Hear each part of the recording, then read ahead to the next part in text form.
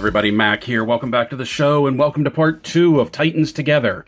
If you missed part 1, card and link right there, we went over the 4 core figures from the Beast Boy collect-to-build wave, the Titan wave, and that was Arsenal, Donna Troy, Nightwing, and Raven. Today, we're going to look at the collect-to-build figure, Beast Boy in, beast mode, but we also have 2 other figures to take a look at.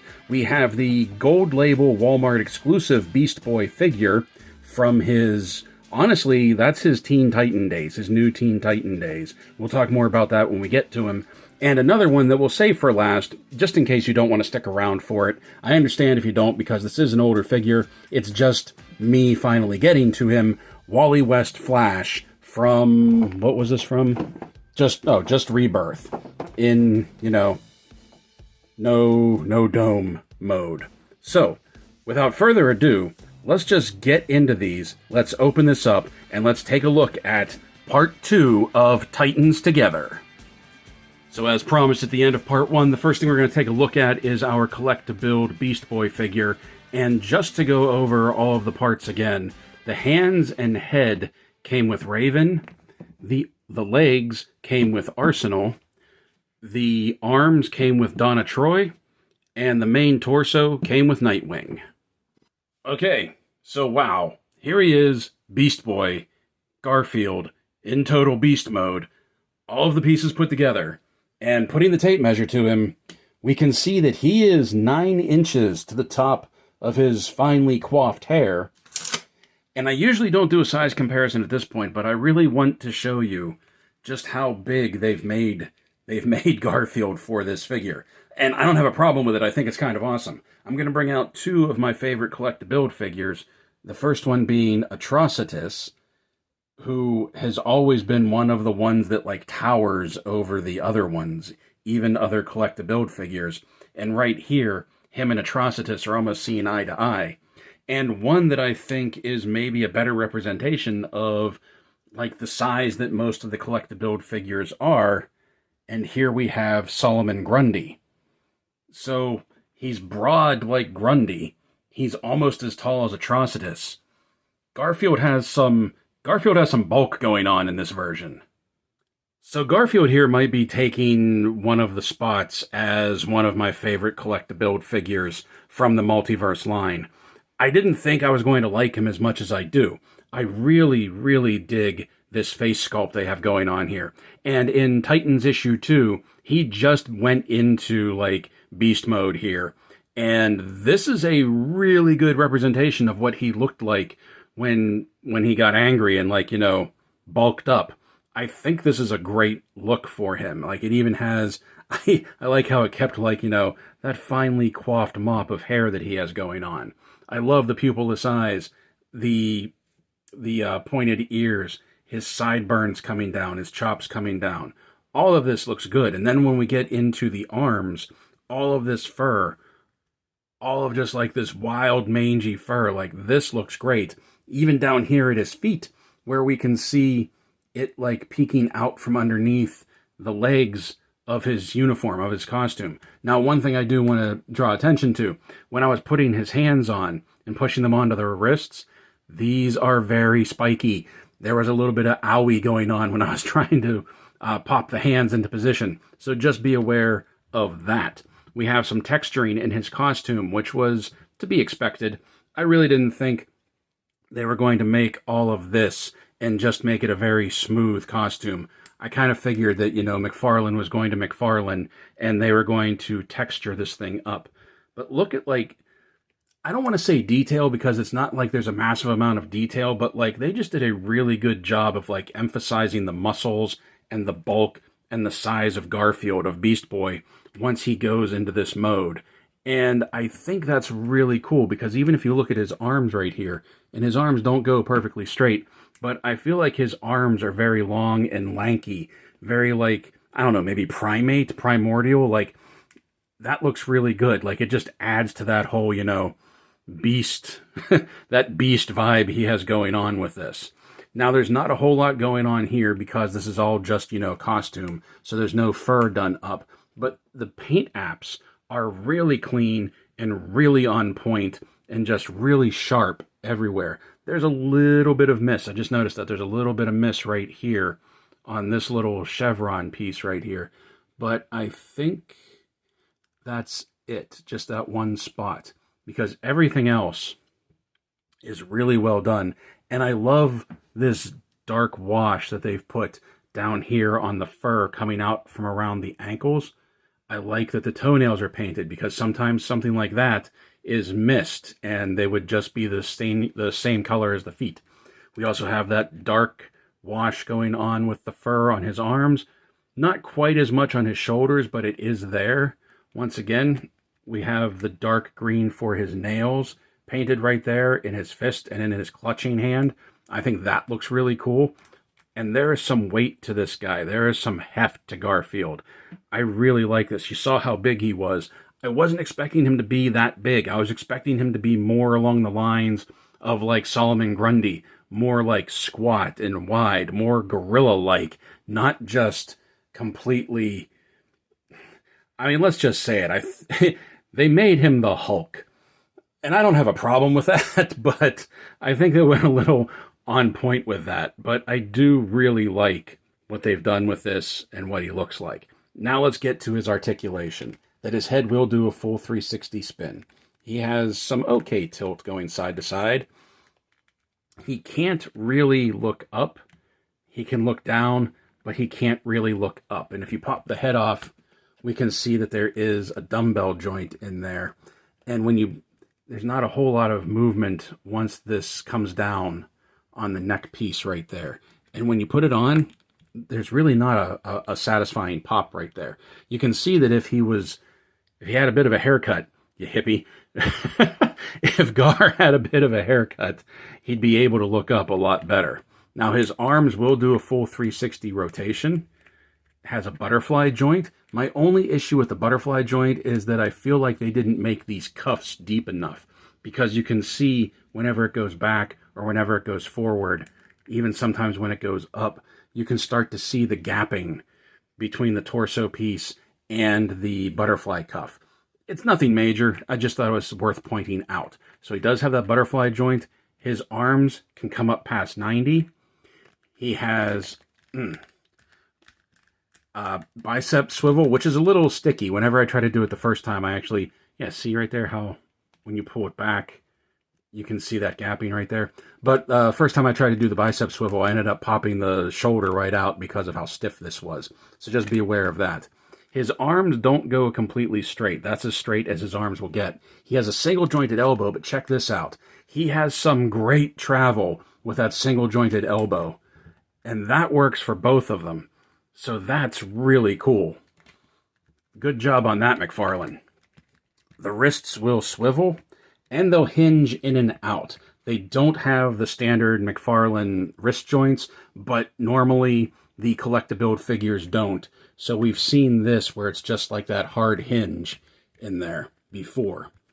Get your arms up out of the way. He does have an ab cut right there where he can do a full 360. It sticks a little. He can crank back. He can crank forward. He has a little bit of side-to-side rock. But then, like all of the smaller figures, all the standard figures, he does have this ball joint at the waist where, once again, he can do a full 360. He can crank back a little bit. He can crank forward a little bit, though not much. And he does have some more side-to-side. But then whenever you use everything in tandem, that's when he can really get some really good movement going. The crotch piece right here is not oversized. It's not like the diaper piece. And I know I've been obsessing about that on part 1, but I really feel like it's worth saying that it looks like McFarlane Toys is getting this piece down right. The legs will come up, and you can go to there. If you turn and bring it up, then you can get to 90 right there.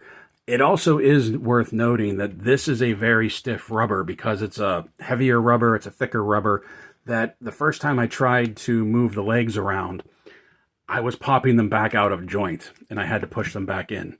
The legs will go back, the legs will come up to 90, but once again, this heavy piece starts to bring it back down, so it can get to there, but then it'll just default back down to there. For as easy as that popped out, he doesn't have a whole lot of movement. Whoop. See, that just came out again. He doesn't have a whole lot of movement in the hip joint before you start to threaten on pulling it out. Double jointed knees with some really good travel. Ankles will rock back. Oop. You hear those detents? Those are some really stiff detents. Ankles will rock forward. Forward facing pin for some rocker. And his toe articulation. So our collect-to-build Beast Boy here doesn't have any accessories, and that shouldn't be a surprise because most collect-to-build figures don't have accessories. I just wish that McFarlane Toys would start putting in collector's cards for the collect-to-build figures. They always have some great artwork on the back of the whole wave showing off the collect-to-build figure. It just feels like without the collector's card for these figures, the collection is almost incomplete. And I may be the only one concerned about that. I know a lot of collectors don't really care about the cards, but I think the cards are cool. I like them. I think they're a cool addition. And because of that, that's why I feel like these guys should be getting some of their own as well. And now the next figure we're going to take a look at is another version of Beast Boy. This is the gold label Walmart exclusive. Now, believe it or not, I actually found this one on the shelf in my Walmart. I know Walmart is not good at all at getting the exclusives out on the shelves. They're even worse with getting them online for order. But believe it or not, I found this guy on my shelf at Walmart. It was only one, and I haven't seen him since, but he is out there. Good luck finding him. Now, what I like about this is that this is actually a very classic look of Beast Boy. Even if we turn on the side here, we can see this was during the Teen Titans era. And if we look at the back here, this artwork, this classic artwork, I'm fairly certain this is from the new Teen Titans era, like the era of the Judas Contract, things like that. And what I find interesting about this is that his name wasn't Beast Boy. He was known as Changeling at the time. I don't think he was Beast Boy until the Teen Titans cartoon, the one that predated Teen Titans Go. I think up until then he was still called Changeling, but when they brought out the cartoon, he was changed to Beast Boy, and that name kind of stuck, so they just renamed him across pretty much everything. So I understand why they called him Beast Boy for the figure, because it is so basically synonymous with Garfield, with the character now at this point, that honestly at first I had forgotten that he was known as Changeling when he first came out, and I have those books. So without further ado, let's get him out of the box and let's take a look at Walmart exclusive gold label Beast Boy or Changeling. Okay, here he is out of the box, and putting the tape measure to him, we can see that he is just shy of 7 inches to the top of his hair. Now, the first thing I want to talk about is Garfield's face sculpt, Beast Boy's face sculpt right here, because I think this is a much better face sculpt than what the initial promotional photos that we saw of it led us to believe. This looks younger than the photos that we saw. I feel this is a better representation of Garfield than what we saw of Beast Boy. I don't think this is a good match. Let's just bring his card in right now. I don't think this is a good match for how he looked at the time he was wearing this costume, at the time of the Teen Titans. But I think it's actually a fairly good representation of what he actually looks like now, minus the sideburns coming down. I don't know. I feel like they got caught somewhere between like a current version and the 80s version, which is what this costume and this body is based off of. And now that we're talking about the body, about the buck, let me ask you this. Does it look familiar? Because it should. Because it's basically a complete reuse of Impulse. And I don't really have a problem with that, but considering that like Impulse, both Impulse and Beast Boy were like wee youngins at the time, they were tykes. I shouldn't say tykes, but they were shorties. They were very small. At the time they were wearing these costumes, it's just another argument that there needs to be like a new body size for the Multiverse line. Something between like wee little kid and full-blown adult. So taking a look at it, there's not much to talk about with this buck. Like I said, we've seen it before with Impulse. He even has the same hands that Impulse comes with. Same legs, same boots, same everything. Only thing that's different is the paint apps and the head sculpt. That also means that his neck juts forward a little bit because Impulse is jutted forward so he could get into like a running stance and lift his head a little bit. So he's always going to have like this neck forward stance, which it's not horrible, but it is like totally worth mentioning right there because it can look a little awkward at times. The buck works for him. The body works for him.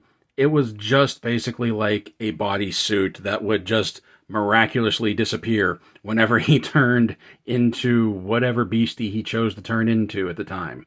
The paint apps, they're not bad. This gray paint right here doesn't really do much for me.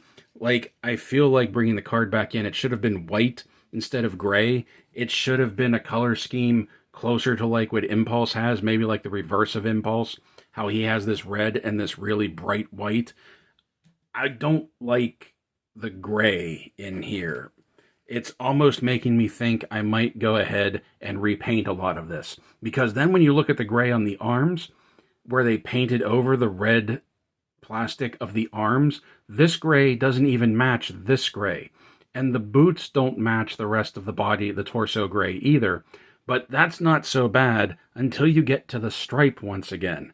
And you see the stripe going up. And this, his trunks are a much lighter gray. His torso is a much lighter gray. And you can see the conflicting colors also right here in his butterfly cuffs.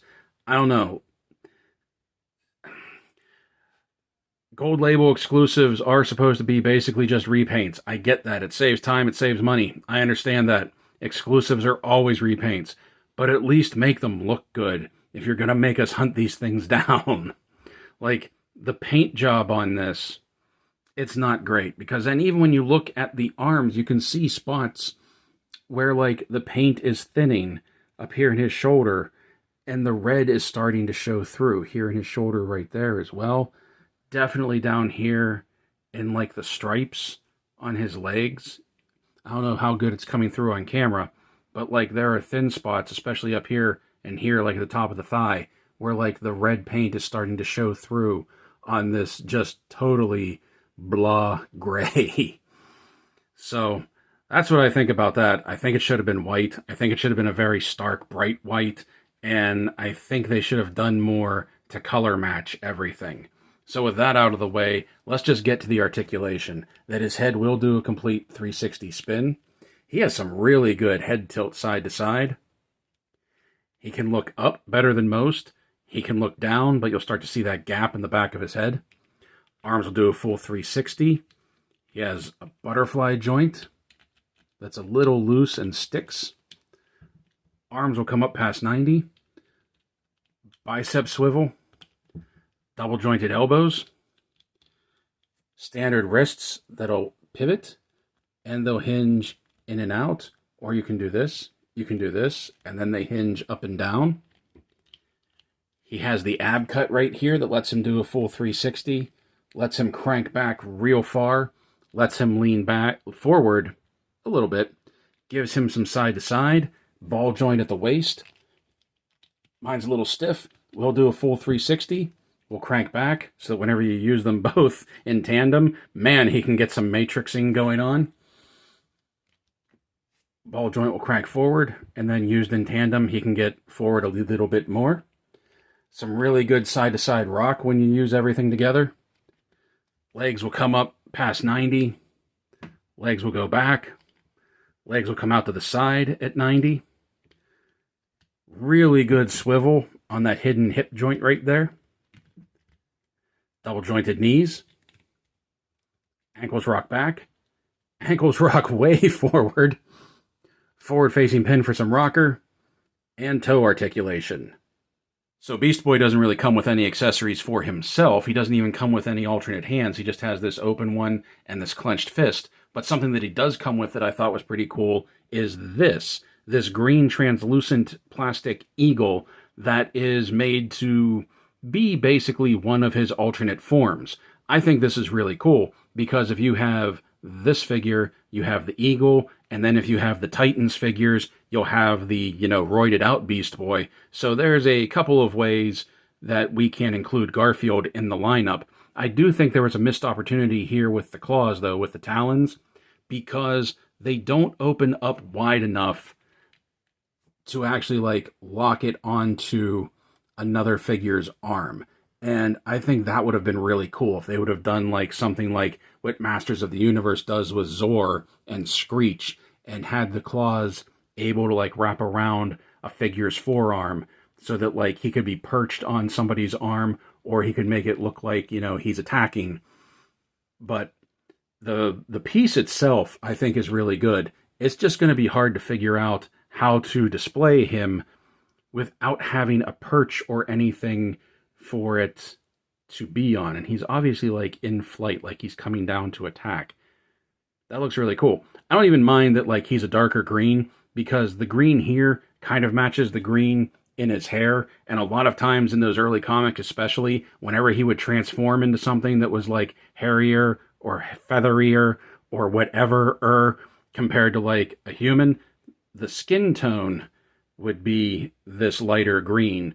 But then the fur or the feathers would be the darker green of his hair. So that actually kind of tracks. I'm glad they did a darker green with this.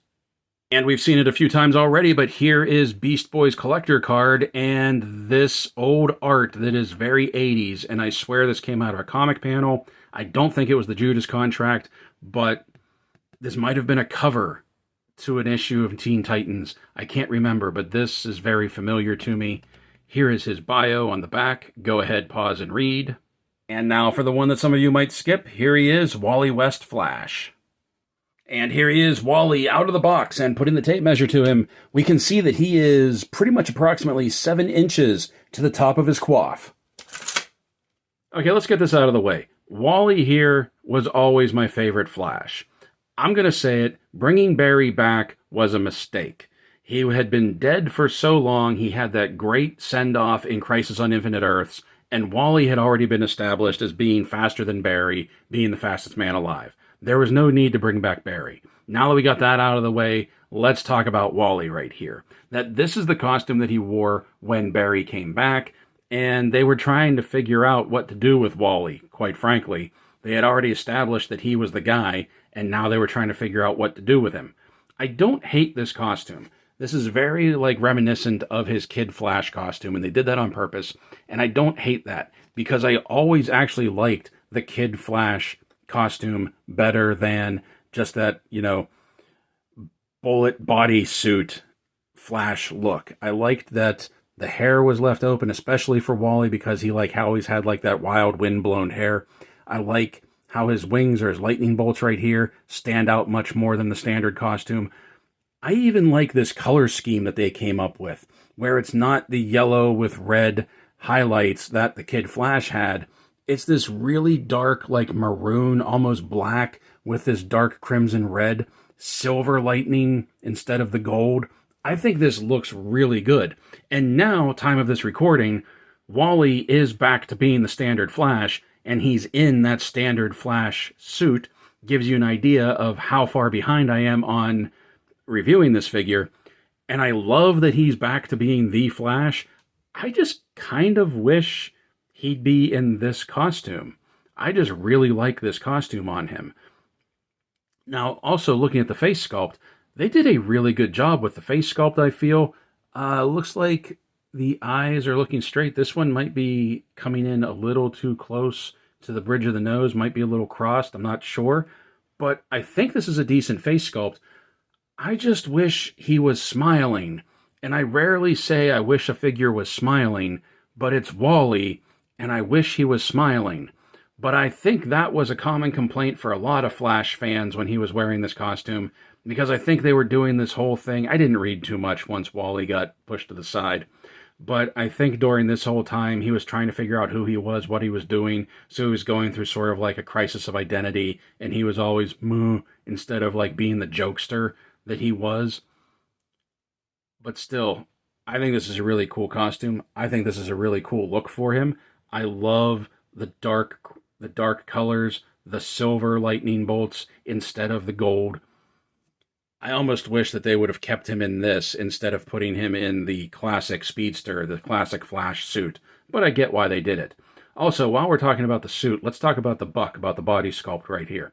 You've seen this all before. If you have the Rebirth Flash, if you have the Anti-Flash, if you have, I think, even Godspeed, then you've seen this body before. This is the buck that they use for pretty much every Speedster until Impulse came along. The only difference is the hands. He has one grasping hand, and he has one clenched fist. He doesn't have, like, any running hands, which I find interesting. Like, it's cool that they gave him different hands, but I wonder why the grasping hand. Like, no! Like, he's trying to keep up and catch somebody. So you've seen this before, so he's going to have, like, that weird arch to his back whenever he tries to stand up straight. Otherwise, he'll have that forward lean look for whenever he gets down into running poses. So let's look at the articulation on him. That his head will do a full 360 turn. These are very soft rubber, so they're not going to break. He also has some really great head tilt side to side. He can kind of look up, but the body is sculpted so that, like, he can put his whole body into it, and he can still get down into, like, a running pose. He can look down very well. Arms will do a full 360. Butterfly joint sticks a little because this is an older sculpt. They hadn't perfected that butterfly joint yet. Arms will come up past 90. Bicep swivel. Double jointed elbows. Wrists pivot. Wrists hinge in and out. Or you can do this, and now the wrists hinge up and down. You can see he has this cut right here at the ab that he can do a full 360 spin right there. He can crank back fairly well. He can go forward, not so much. Little bit of side to side. Ball joint at the waist. Does another 360 spin. Can really crank back at the waist. Forward, not so much. Basically, he's made to be able to lean back so he can run. And that ball joint gives him some really good side to side rock. Legs will come up past 90. Legs will go back. Inner joint, hip joint doesn't really do much on this figure. He can come up to just under 90. Double jointed knees. Ankles rock back. Ankles rock forward. Forward facing pin for some rocker. And toe articulation. Wally has the old Speedster body buck, and that also means that Wally comes with the old Speedster lightning effects. And I don't hate that because these are actually some of my favorite effects for the Speedsters. I'm not thrilled with the color that they used, this sort of dirty turquoise. I think they were going for like a blue lightning effect, but it didn't really come off that way. He does, however, come with one of my favorite Speedster pieces. You've heard me talking about this one before. This is the one where he can plug his foot in. This plugs into the base, and he can get down into a really good low running stance. You see, this just fits right into the foot right there.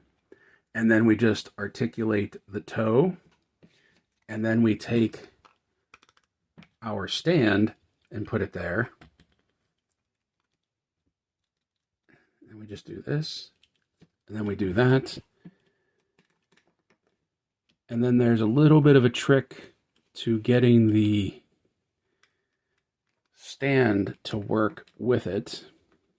You'll see in photos. I'll get it down in the photos. I haven't played with this in a while, but you can see what I mean about how you can get some really low, really cool running stances out of him. You'll see it in the photos, trust me. And so since he has the old Speedster effects, that also means he has all of the peg holes that are required. He has them right here in his forearms, he has them right here in his boots, and he has them in his back, that you just peg all this stuff in. It sticks a little at first. You have the movable lightning bolts coming out of the back. You have the smaller bolts that you can put coming off of his arms. and then you have the bigger ones that you can position and have coming off of his legs, and then you can adjust these. And I always thought that looked really cool. I like it better than some of the newer ones that just sort of wrap around the figure, like what we've seen with Impulse. I think this looks really cool. And here we have Wally's collector's card, and we have a really good view of him running through the Speed Force. I apologize, I forgot to turn the box around. This is the image that's on the back of his box. And here we have his bio. Go ahead, pause, and read. And now a surprise late entry. We can't talk about the Titans without talking about Deathstroke. And here he is out of the box. The man, the myth, the legend, Slade Wilson, forever to me known as Deathstroke the Terminator. Putting him to the tape measure, we see that he is approximately 7.5 inches to the top of his masked head. So let's just get this out of the way right off the bat. This is not my favorite look for Deathstroke. As a matter of fact, I don't think this is anybody's favorite look for Deathstroke. This is his rebirth costume. This is when they were trying to... I don't know what they were trying to do, but why they thought this looked better than that pirate bounty hunter look that he had going on for pretty much most of his comic career. Getting rid of the blue and going with black, getting rid of the scale mail and sort of going with like this half scale, half Kevlar look. I don't know, he doesn't look like Deathstroke. He looks like somebody cosplaying as Deathstroke. I'm really hoping that at some point we get like a Teen Titans version of Deathstroke in his classic look. And that's not me saying, oh, only the original looks are the best. No, it's definitely better than this though. Because just to give you an example, hold on, where did I put it? Here it is. Just to give you an example, here is the Injustice Deathstroke. And I think this is a much better look for Deathstroke than this. And I'm not even that big into the aesthetics of Injustice or Injustice 2, but this still looks like such a better representation of Slade than this. So, what we have is a standard buck, and believe me, all of my complaints with the look of this figure, that is not McFarlane's fault. McFarlane pretty much did what the manual told them to do. They created the rebirth version of Slade Wilson. But to be completely honest, we haven't seen Deathstroke since the end of Dark Crisis, or at least I haven't. I'm not even entirely sure this is what his current look is going to look like. But it's all very basic. Like, there's nothing that makes this stand out. There's nothing that makes you go, it's Deathstroke. Like, it's kind of boring. And this little bit of scale mail right here just comes out of nowhere just for this little triangle piece. It's not even like they just laid it over his shoulder like it was just draped on there. They just, like, put it there just because, well, he used to have it. Let's just give it to him again. The pouches on his belt are pretty decent. He has an empty sheath right here. No dagger. But I do like the pouches on his belt. I'm surprised that he has the straps right here. Like there should be a holster right here for a pistol. But there's no pistol. It even looks like there was a spot where it was supposed to be hanging. So now he just has 2 extra belts wrapped around his leg, just in case he breaks the first one. Now down here, he has his knife sheath, which we'll look at the knife in a minute, and then of course he's wearing his Chuck Taylors. Can you tell I'm not really a fan of this version of Deathstroke? But it's what we got. I will probably end up using the Injustice 2 version more so than this one. So let's take a look at the articulation. His head will do a full 360 spin. He can get some, he can get some really decent tilt side to side. He can look up. What will the elders say?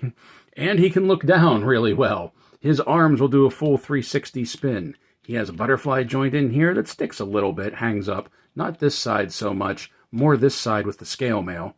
He can get his arms up past 90, but you can also see there's a very gummy elbow joint right in there. He has a bicep swivel, double jointed elbows, wrists twist, wrists will hinge up and down, but these wrist bracelets, these wrist guards right here hinder the articulation. And then he can do this, he can do that, and now they'll hinge in and out. Like all the figures we've looked at, he has this ab cut that he can do a full 360 spin. He can lean back, he can lean forward, he can do side to side, but then he has the ball joint at the waist to spin, to crank back, working in tandem, can really get back there, going forward, and he gets some really good rock side to side as well. This is actually like really loose right in here. His legs will come up past 90. Whoop, will come up past 90. They'll go back. The hip joint works okay on him. Double jointed knees. Ankles rock back. Ankles rock forward. Forward facing pin for some sticky rocker. And he has his toe articulation. And that's it for Deathstroke. The ultimate baddie. Wow, I just realized how gummy that mask is too, his headpiece. The ultimate baddie for the Teen Titans. And look what they've done to my boy. For accessories, Deathstroke comes with two. He comes with his classic sword, which I actually really like. The cross piece makes absolutely no sense, and you'll see it whenever we put it into his hand. And the tip was bent a little bit. I'll have to put some heat on that. I can straighten that out, no problem. But I really like the sculpt and the look of this. I really like that they put some paint apps on it and didn't just mold it all in like a solid piece of gray plastic. I like the silvering and the metallic black that is in the blade to give it some depth, some definition. And I like the coloring that they did on the hilt, not as much as there could be, but then we'd be getting into some really fine detail. And I'm just really happy that I think it was molded in this color and then they painted the blade. So I'm just happy that there's actually some difference in the coloring right here. Now this does fit into his hand. His right hand here is quite obviously his gripping hand for his sword, that it just pushes right down in there. And he can get a forward grip on it, but that cross piece, even in the comics, I never understood. I know they wanted it to look, you know, swashbuckly. Remember, bounty hunter pirate. But that I could imagine just would get in the way. But I still really love the design and the shape of this weapon. I think it looks really good. And it's pretty iconic to Deathstroke as well. Now on his back, he has this little notch right here that at first I just pushed the sword down into it like that. And that stuck really far up over his shoulder. But I think what you're supposed to do, or at least what I'm going to do, is turn it and then just snap that second divot in there, because then that makes it look, that I think is more what it should be. So we'll set him down for now, because his other accessory is this small dagger, this little buck knife, this little, I don't know, survival knife, whatever you want to call it. Once again, molded in black, but we have that silver and that black paint on there, and I really like that. And this will fit into either one of his hands as well. We'll just put that in that hand for now. Gives him a really good grip on his weapons. Both hands do. But he also has that sheath down here on his ankle that this just pops right in there. And now Deathstroke has all of his accessories on him, which I always love when a figure can do that. And this is something that we rarely get to see with McFarlane. They just don't really design their figures like that. As a matter of fact, very few companies do, other than like G.I. Joe Classified and maybe Valiverse. Now on his left hand here, even though he doesn't come with any firearms, you can see that he very plainly does have a trigger finger. And this one, not so much, but you could probably cut this to get this finger to turn into a trigger finger, so that if you do have the McFarlane Weapons accessory pack, Deathstroke can be packing. So let's just do this real quick. One of the things that I always hated about this version of Deathstroke, and there's very few things that I don't like about this version of Deathstroke, about this figure, but he doesn't have the ab cut right in here, and that always kind of annoyed me. But he does wear this bulky armor, so I can kind of get past that. But what I can't get past is this cheesy techno katana that they gave him, that you can see that, like, the sheath isn't even completed. It's such thin plastic. I can't tell you how many times I've tried to reshape this. And just, like, this sword is a joke. Like, this is some of the worst tooling, some of the worst weapons that McFarlane has given to a figure, especially in their DC Multiverse line. Now, if we take this version and we pop his sword out, first off, I checked, it does fit into his hand fairly well. And quite honestly, bend the elbow. Quite honestly, with this look, this armor, like, I think it looks really cool with him. I really do. Maybe that's just me, but like, I'm definitely getting like that bounty hunter pirate vibe going from him. Now, on the back, he has this loop. Let's get his tassels out of the way. He has this loop where the sheath for that katana was going in, but it's too big for his sword. Like, you could set it in there to get it to look right, but it's going to be very, very loose in there. You can even see like the tassels from his helmet are kind of messing it up. So I don't know, maybe get some tack in there and just get it to stick. But he could sheath it. I have a feeling that with this sword, this is going to be my main version of Deathstroke, and not so much this. Even though this is more comic accurate, this just seems more Slade than this. Like, this guy should be this guy's henchman. Here is his collector's card, and this is a fantastic image of Deathstroke right here. This is a great look. He has his sword, he has his dagger. Oh, look, scale mail right there. But this is the image that's on the back of the box. Really good, really dynamic. Pretty much sums up who Slade is right there. And then on the back, we have his bio. Go ahead, pause, and read. And as with yesterday, we skipped all of this because every one of the figures that we looked at today comes with this DC figure stand. Well, all of them except for the collect-to-build Beast Boy. But when it's all said and done, this is what it's all about. Having a team together on the shelf. I don't even think we have enough figures that we can say we have a complete Justice League. I know we don't have enough figures to say that we have a complete Justice League because we don't have a comic version of Wonder Woman yet. So it's good. It's so good. It's so rewarding. It's so refreshing to be able to see an entire team up on the shelf along with, their primary antagonist. Now, I know there are some obvious misses with the figures here, and I know we are obviously missing some figures. We definitely need a Starfire. There is no excuse why, if we have all of these, we don't have a Starfire to go with this team. We also need a Cyborg. However, I'm hoping that the Flashpoint Connect-to-Build Cyborg figure won't be so huge that he won't be able to blend in with this until we get maybe like a Teen Titans Cyborg.